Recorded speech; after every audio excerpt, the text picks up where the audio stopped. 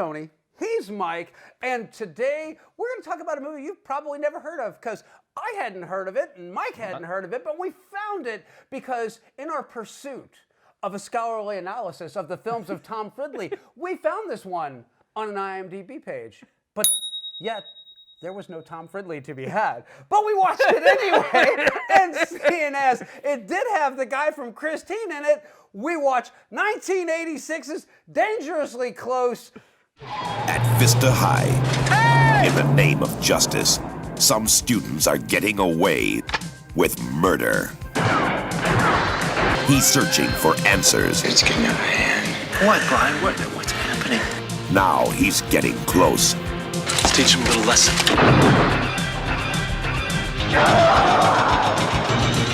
Dangerously close. Tell us about the movie, Mike. Oh, shit. Yeah, that's a total tale of archaeology gone wrong. Trying to find Tom Fridley. And there was no Tom Fridley to be f***ing had. He's in the credits. Yeah. I don't know where the fuck he was at in the movie.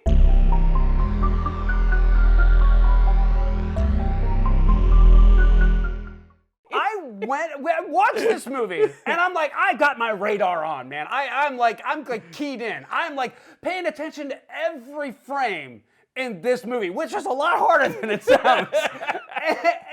and I see no Tom Fridley. So after I finish it, I decide, you know what, I'm going to put in the legwork because our fans deserve to know the truth. And the truth is, after going through and rewatching every scene, like scrubbing through every scene, every background shot, every like group shot, there was no Tom Fridley to be had. I think Tom Fridley was the victim in this film. I think Tom Fridley was left on the cutting room floor because his talent outshined all these assholes in this film so brightly that they're like, dude, we got to do it. We got to cut him. Here's a story. These are called Indian markers, okay?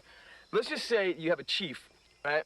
And he dumps his squaw or his wife or whatever, and he decides, hey, I'm gonna pick up with another one, I'm gonna take off with her. We can't. If we leave it in there, people are going to be like, that Tom Fridley, that's a charismatic man. Who are these other losers? So speaking of losers. So the film Sentinels were real in this one. And he was straight up fucking scrub. Anyways, to get into the plot of this damn thing. So there's a group of students called the Sentinels. They are the elites of the high school. All their families elite. They're like the jocks, the rich kids, and all that fun stuff. So anyways, they're cleaning up crime there at whatever high school it is. I don't know. Vista Verde. Vista Verde. Oh wow, it even sounds douchey. Yes, because I watched it twice. All right. So anyway, so you got our main guys. Our protagonist is Arnie's friend from Christine. No, he's the antagonist. Oh, I'm sorry. Antagonist. Donnie, he's the school paper editor, and his buddy Kruger, who is the resident burnout. Yes. Is it Vista Verde? Yes, Vista. He's not the resident burnout. He is definitely a stoner and an automobile and road warrior enthusiast. What do you say we wake these Twinkies up, huh? Deploy! No. Deploy! No, Kruger, no! Deploy! Turn it off! Slow it down! Right, he's a fucking burnout. He is a stereotypical burnout, at least in my school. That's exactly what you are. But he's also a bit of a genius in that Donnie has his papers read by him and he corrects him. All right, the paper's good. You just gotta change one thing. The Confederates stumped on Fort Sumner in April, not June. You change that, you got a good paper. So he's supposed to be like that underachiever, smart guy that's a lot smarter than his look would give out. Right, Yeah. a burnout at my school was I was exactly thinking- everything you just stated. They were very... You say burnout to me and I think Jeff Spicoli. All I need are some tasty waves, cool buzz, and I'm fine. Who had pizza delivered during history class. Oh, that's just a stoner surfer, Yeah, dude. yeah, so anyway. Different class of burnout. Go ahead. Anyway, so anyways, the Sentinels, they take things a little too far with their antics. They will dress up with black painted hockey masks, terrorize these poor burnout kids, string them up, act like they're going to hang them or kill them Yeah. or murder them Yeah. or something like that. And they're like, oh, haha, it's just a joke, pal.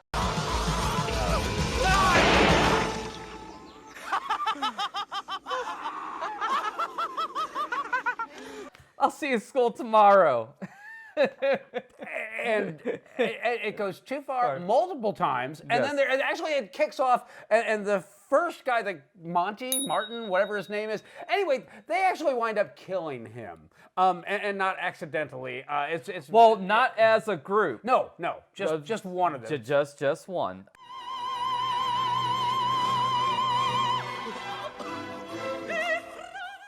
What is his name? With the one from Christine, whatever his character's name? Oh, Randy. Yeah, Randy decides that he needs to get Donnie, who's as the power elite of the editor of the school paper.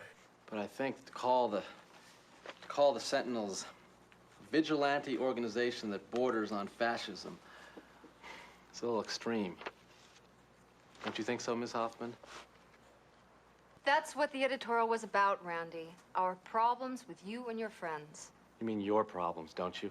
Okay, hold it. Let's try to keep things friendly here. He's going to help the Sentinels clean up their image. He needs them on their side so that they're getting big press headlines in the Vista Verde school paper. I mean, it's really smart, though. I mean, propaganda. I mean, really. I mean, school newspaper. but still, from a tactical standpoint, Sure. that is smart. You get other people on your side. You get the school paper behind you. You get other people behind you. Propaganda. I get where they're coming from. I get what they're alluding to. I get the allegory. I get the message of the whole thing. But then he decides that he's gonna invite him over to the house for dinner. Maybe you can come over to my house tonight for dinner. You have any plans? No, I don't. No. Great. See you at 6:30. Is that okay? Sure. How about printing a rebuttal? Great. Thanks, Donnie. I mean, I know it's not written all that well. No, it's quite good. And then they're gonna go out and they go drinking, and he runs into Randy's hot girlfriend who I thought was a sister at first. Because they're together. That sounds like a good time. It is. Coming down to dinner? Yeah, we'll be there in a second, all right? And then they have the kind of rapey scene that happened whoa, wait a second. No, what, you bang your sister? I completely they're not step siblings or something, are they? Is this where that whole thing started? But no, it turns out no, they're just boyfriend girlfriend, but they're apparently very close families, and I guess because she's always at the house. And in case you're wondering where you recognize her from, she went on to play ADA Jamie in multiple seasons of Law and Order. It's a bluff, isn't it? You plead to murder 2 plus 9 counts of bribery. If you make any false allegations about cases you claim you fixed, I will personally file the indictment and have Lisa arrested. She'll have grandchildren by the time she gets out of Bedford Hills. And so she did actually go on to have a career after this. But either way, so I mean, Donnie's a grade A douche and not a good friend. Because, he wants to be accepted by these elites and join their group and stuff like that. Yeah. And the second he feels like he's got that in, he dumps his buddy Kruger like that. Yeah, well, I didn't think you were going to show up. I showed, man. But you give me a break. No, you give me a break, man. You got no balls. Wait, Randy's got you tied around his little finger. Wait, you think hanging around with him's gonna get you somewhere? He's using you. Yes. Yeah. It's Yeah, you're a good friend there, Donnie. And let's not forget the fact that his dad's a single dad, and they're poverty, but yeah, but, they clean Randy's pool.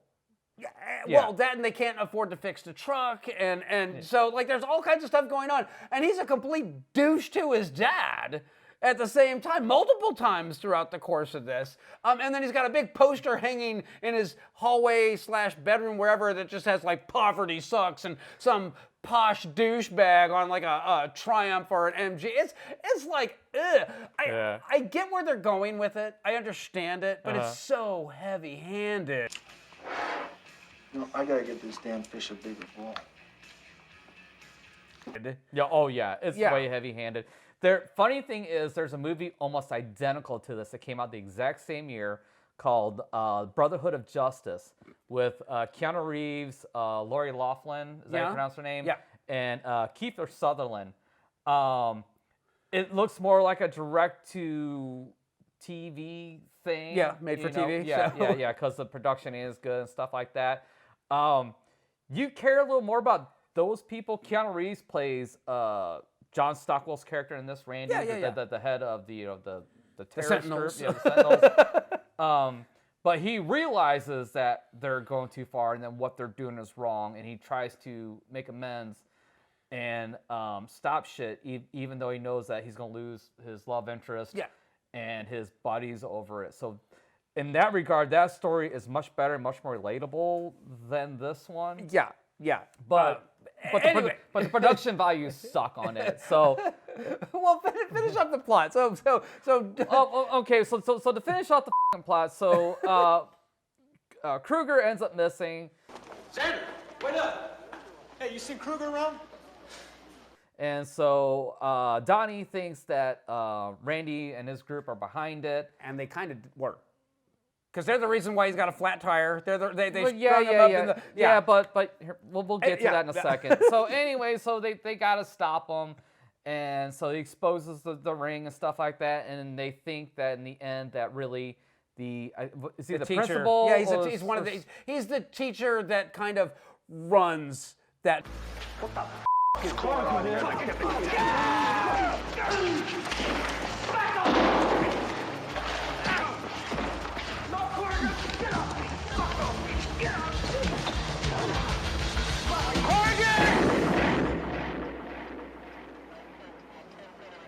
You missed a hell of a concert. You okay? Yeah, okay.